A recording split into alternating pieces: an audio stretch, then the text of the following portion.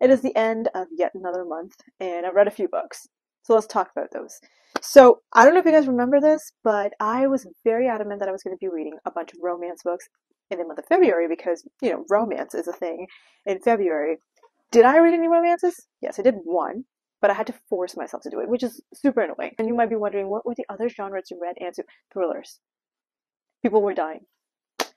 I don't know what that says about me. But anyway, I started off the month by reading The One by John Mars. This one was quite interesting. We're in this like futuristic sort of world where there's this website that brings soulmates together. So it comes through with like a DNA swab test, and you have all these people in a database, and basically your soulmate is being found from this particular little website app thingy. But honestly, happily ever afters don't really exist in this world because everything's falling apart, and we are going through like different POVs. So I think we have like 4 different people that we're following around, and then their relationships as well. For me personally, that was a little hard to get into just because there's so many people. And also they are in like relationships, they probably have kids or they have friends that they're talking about. So you have to know every single character essentially, which after some point in time, it just gets a little frustrating because you just don't know. But soon enough, you kind of understand like who you're following, what you're following, and everything like that. Am I allowed to tell you like who the characters are? But there are 5 very, very different people. You have a mix of an engaged couple, a policewoman, someone who seems to be a murderer, things like that. There's a good mix of people. It's very thrilling. I did enjoy this book, and I think I give this like 4 stars if I'm not wrong. It was pretty enjoyable, honestly, and some of the POVs I was really happy the way that they ended. If you haven't read this, I would really recommend you guys to pick it up. It is very thrilling. It's pretty fun. Yeah, the POVs might throw you off a little bit because there's a lot of people that you're following around, but once you get your head wrapped around that, I think it's a very fun read. So definitely pick this one up. It's also apparently a major TV series. I've never heard of that, so I might want to check it out too. Possibly will, possibly won't. We'll see what happens. I'll keep you guys posted if I actually do end up watching that TV show. But yeah, that is another thing that was part of this book. The next book I read was an early audio copy that I got from NetGalley, and that was The Guest by B.A. Paris. If you didn't know, B.A. Paris was one of my favorite thriller authors, just because the one book that she wrote. I think I've read like 3 or 4 books by this author, and there's only one book that I'm really obsessed over. Behind Closed Doors was like literally one of my favorite books that I've ever read. I think it was one of my very first thrillers as well, so it has this feeling of home essentially, and it feels good. It's a great book. But this one, I don't know if I even enjoyed this as much as I wanted to. I think I give it like 3 stars, and that's me being very nice about it. Our premise starts off, we're in this house, there are a pair of couples and a baby, and we see that something horrible is happening outside, and the men go outside to check out what happened. And then we're going back like a year or so to deep dive into these people's lives. This is where it gets kind of interesting. This is where the story kind of goes through. And then once the story is done, we come back to our present scene that we saw in the beginning of the book. It's a nicely wrapped book for sure, but I don't know if I like the plot as much as I wanted to. I feel like it could have delivered a lot more and it didn't. That's just what I'm thinking, and it wasn't bad or anything, it was just not capturing my attention as well as I wanted it to. And honestly, I have been reading a lot of thrillers, so I kind of predicted what was going to happen, like at least a little bit, right? Not every single detail, but still, to a point, I was like, yeah, this is probably what's going to happen, and I was right. So we have Iris and Gabriel, who just arrived home from like a little vacation, and lo and behold, their closest friend Laura is actually inside their house that was supposed to be closed and locked away. Laura is just chilling in their house, and she's having some marital troubles, and she is just like, can I crash with you guys? And they're like, sure. Good friends, right? Why not? You can stay over. And things kind of go from there, where Laura just seems to be a very creepy human being. On the flip side, Gabriel seems to have a lot of problems because he saw someone like fall into their death, I think. There was a specific thing that was told to him on their like deathbed while they were dying. Same thing. Basically he said something that shocked Gabriel, and he's kept that secret with him for a while, so he's kind of grieving in that sense as well. He's going through a lot. And Iris and Gabriel, their marriage is also struggling. Laura and her husband, I think it was Peter. Was it Peter? Am I making it Pierre? It was Pierre. Pierre and Laura's marriage is obviously kind of breaking apart because he made a confession of having an affair, so Laura's completely broken about this whole marriage thing, and she's trying to figure out like what happened there, who he had an affair with, and all that kind of stuff. As Laura kind of stays with Gabriel and Iris, we can see her mood changing very swiftly. She is happy, then she is sad, and she's angry. Like, you can see all these different emotions through her. She's honestly very creepy at certain points, and we see that gradual inclination of her behavior into something terrible. That's the story. So it's fun. I don't know. I've read so many thrillers by now that I kind of predicted the plotline to an extent. Again, to an extent. But it was fine. I didn't really enjoy Gabriel's character that much. I found him to be very annoying. But it's a B.A. Paris book, so it's pretty quick paced, and it was enjoyable enough for me to be like, okay, well, I read one more. Alright, I finally finished this chunker. It's been a while. I think I started this in October. So this is Swordcatcher by Cassandra Clare. This is their debut adult fantasy book. And if you didn't know this about me, I have read pretty much every single Cassandra Clare book out there. And I probably will continue to do that. But unfortunately, this is not my favorite. I give this like 3 stars.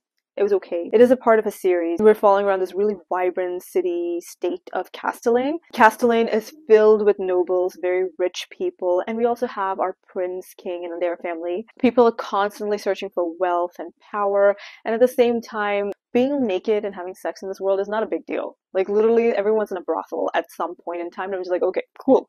Didn't need to know that. That felt like what this book was kind of showing you. Like, it doesn't really matter. You're always there for power. You're always there for riches. That's the kind of vibe that you get from this. So we have one of our main characters, Kel, who is an orphan, and at a very young age, he gets plucked out of his orphanage to go to the palace to be the prince's sword catcher. A sword catcher essentially has like this amulet thing that they wear, and it kind of makes them look like the person they're impersonating. So in this case, I think it has like magical abilities to make him look like the Prince Connor.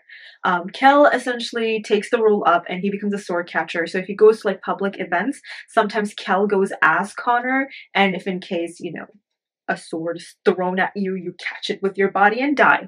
That is literally it. So Connor and Kel have this really lovely relationship. I think the thing that was like a little disturbing to see was that Kel and Connor always slept in the same room.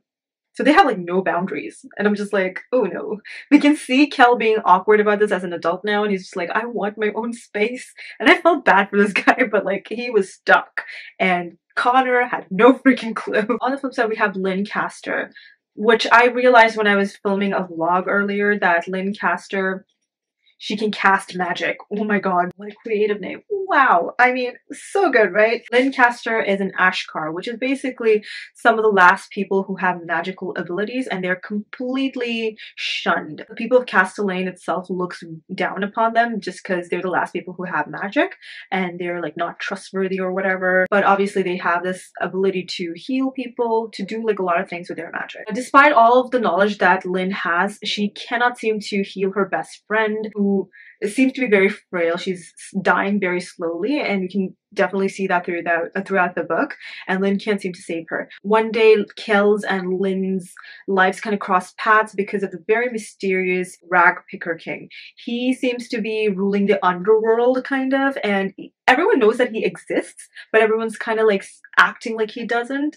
And he definitely has a lot of power as well in the underworld, I guess. He's like a mafia type of thing, and they seem to actually work together later. And it is interesting. It's a good plot line, but to get through the last 200 pages of this book was a struggle. Like, I genuinely did not want to pick this book up at all. I did not care for anything. I didn't care for the characters.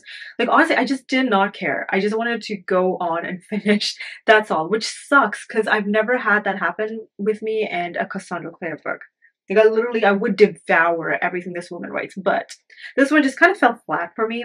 That is not to say that I won't continue with this series. I 100% will, but it was just not the best. I gave this 3 stars. I'm kind of disappointed, but I did read it. It's also the gorgeous cover. Okay, the final book that I read was the romance that I was talking about. It is a historical romance, and that is One Dance with a Duke by Tessa Dare. 2.5 stars. Again, that is me being super nice. This is so stupid. Like, what was this book?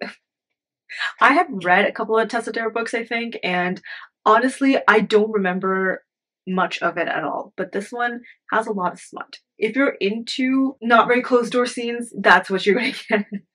Straight up smut. Like, I think within the first 50 pages, okay, maybe not 50, like 100 pages, you'll definitely see a bunch of smut.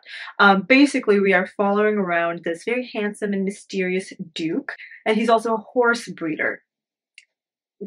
I don't know, man. He seems to be very obsessed with horses for some reason, and you can definitely see that throughout this book, and I didn't know how to react to it. He always goes to these balls, these dances, at the very last minute, like at the stroke of midnight. Like, he shows up at that time, he dances with one woman and goes away.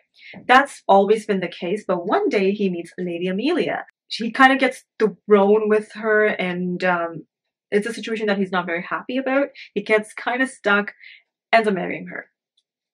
We go from there. This woman falls in love before she even touches him, and I'm just, there's a point in here where she's like, I can't have sex with you because I'm gonna fall in love with you. I'm just like, bro, stop it. That's how you're falling in love. Did you not feel anything for this person like before that? And I am shocked. Like, I have no words. There are 2 more books in this trilogy, and I think I still want to read it because I physically own them, and I don't know. This is dumb. Honestly, I was so tired of not gonna be talking more about that because that was such a weird book, and I don't know how I feel about it. There's like a little bit of a mystery as well in this book, which is kind of interesting to follow around, but I don't know. None of those things could save me from this romance because I just felt like it was so forced and kind of terrible. I'm disappointed, unfortunately, but it is what it is. I did end up reading it. All right, those are the 4 books I read in the month of February, which is not terrible, but not great because one of them was literally Swordcatcher, which I started reading in October. So I was literally reading like 200 pages of this book this month. That's it.